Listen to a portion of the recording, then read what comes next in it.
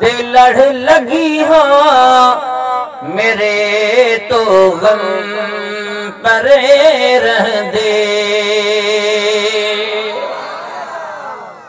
आऊं लज पालन जे पुठियां हली आहियां, उन्हनि जे पुठियां लगी आहियां जेके लजियूं पालींदा आहिनि।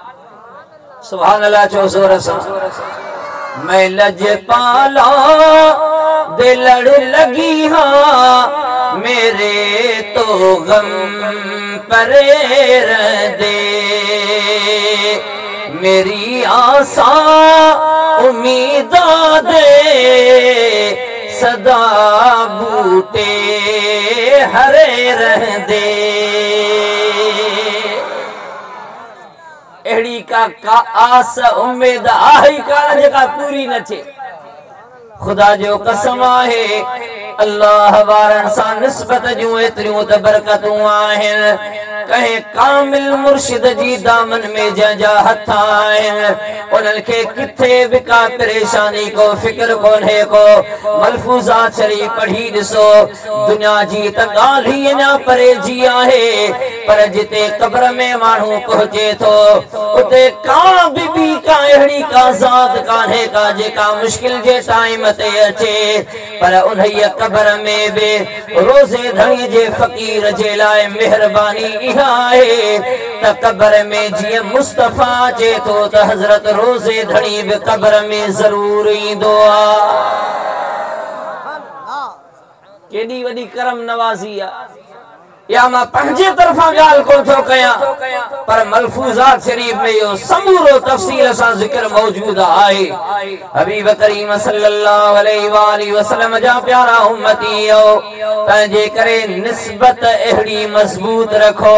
क़ुरान करीम में निस्बत जी अहिड़ी ॻाल्हि आहे जो अकुल हैरान आहे। अल्लाह ताला जी ज़ात बाबरकात क़ुरान करीम में मुस्तफ़ा करीम सल्लल्लाहु अलैहि वसल्लम खे मुख्तलिफ लक़बन अलक़ाबन सां सॼो आहे। करे मुस्तफ़ा करीम जे करे चादर पाती आहे। अल्लाह ताला जी ज़ात बाबरकात खे एतिरी तव्हां सुहिणी अदा पसंद आई जो रब करीम ख़िताब हुई उन्हीअ लफ़्ज़ सां सॼो आहे। या अय्युहल मुज़्ज़म्मिल क़ुमिल लैल इल्ला क़लीला। ऐ चादर ढकींदड़ हबीब, रात जो उठी इबादत जरूर कर पर थोड़ी। सुभान अल्लाह चो। सजी सजी रात बीही थो, कदम मुबारक सुजी पवन था, तकलीफ़ थिए थी। इमाम बूसीरी जी फरमायो आहे ज़लमत सुन्नत मन अहिया ज़िलाम इला अनिश्तकत क़दमाहु दुर्र मिन वरमी। जोर सां चओ सुभान अल्लाह। फरमाए थो मूं उन ज़ात पाक जो रस्तो छॾे ॾिनो जंहिं ऊंदाहियूं रातियूं सॼियूं जागी रोशन कयूं। सॼियूं रातियूं बीही करे हबीब करीम एतिरो त बीहंदा हुया रब जी बारगाह में, कदम मुबारक सुजी पवंदा हुया। अल्लाह ताला जी ज़ात बाबरकात खुद फरमाए त महबूब जरूर उठी इबादत कर। मूं रब करीम सां राज जे लाइ न्याज जे लाइ जरूर अच बीह, इबादत में मशगूल ऐं मसरूफ रह, पर तकलीफ़ न कर। एतिरो न बीह जो तकलीफ़ में पवी। या अय्युहल मुज़्ज़म्मिल क़ुमिल लैल इल्ला क़लीला निस्फ़हु अव इंक़ुस मिन्हु क़लीला औ ज़िद अलैहि वरत्तिलिल क़ुरआन तरतीला।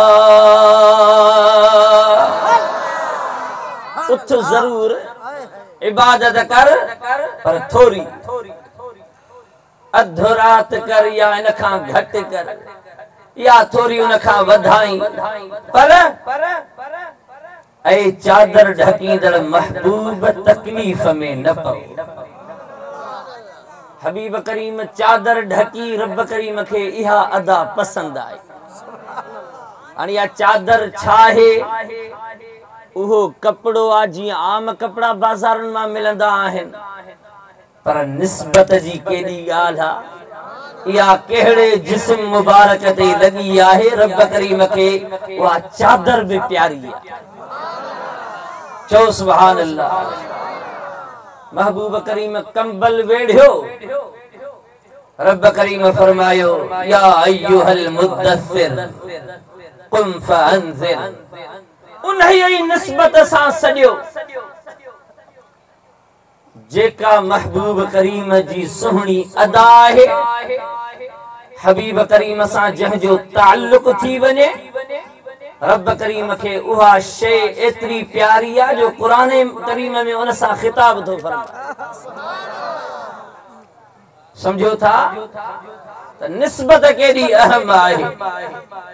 मुस्तफा करीम जूं पाक बीबियूं आम औरतूं मुख्तलिफ कबीलन जूं आहिन। का केड़े कबीले जी, का किथां आई, का केड़े खानदान जी आ, पर जॾहिं असां जे महबूब मदीने जे ताजदार सां उन असां जी अमड़ जो निकाह थियो, हबीब करीम सां निस्बत थी। हाणे अल्लाह ताला जी ज़ात बाबरकात फरमायो या निसा अन्नबी लस्तुन्न कअहदिम मिनन निसा। ऐ नबी पाक सल्लल्लाहु अलैहि वसल्लम जूं पाक बीबियूं तव्हां आम दुनिया जे औरतुन जहिड़ियूं न आहियो। दुनिया जी का औरत तव्हां जहिड़ी नथी थी सघे। तव्हां मुस्तफा करीम सल्लल्लाहु अलैहि वसल्लम जे निस्बत वारियूं आहियो। ऐ मुस्तफा करीम जूं पाक बीवियूं हाणे तव्हां जी निस्बत मदीने वारे मीर सां आहे। दुनिया जी का औरत तव्हां जहिड़ी कान्हे का। इन जे करे हूअ त आम औरत हुजे कंहिं कबीले जी, कंहिं खानदान जी, पर जॾहिं महबूब करीम सां निस्बत थी आहे, एतिरो त रब करीम जी ज़ात बाबरकात वटि उन्हनि जो शान आहे।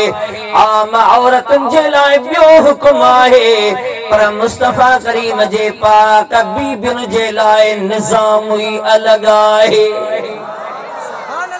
चओ सुभान अल्लाह। आम जेकॾहिं कंहिं औरत जो मुड़ुस जहान छॾे वञे, 4 महीना 10 ॾींहं उनखे दुख करण जी शरई उनखे हुकुम आहे त 4 महीना 10 ॾींहं मुड़ुस जे मथां दुख करे तेसिताईं निकाह कान कंदी कंहिं ॿिए सां। 4 महीननि 10 ॾींहंनि गुज़रण खां बाद में उनखे इजाज़त आहे। समझो था। जंहिंखे ॿार न हुजे त, पर जेकॾहिं ॿार आहे त जेसि ताईं ॿार ॼणे तेसि ताईं इहा इद्दत में ई हूंदी। समझो था। पर इहो आम औरतुनि जे लाइ हुकुम आहे। मुस्तफा करीम विसाल फरमाए विया, पर मुस्तफा करीम जे पाक बीबियुनि असां मोमिननि जे मायरुनि जे लाइ केर निकाह जो ख्याल भी ज़हन में न आणे। सुभान अल्लाह। चो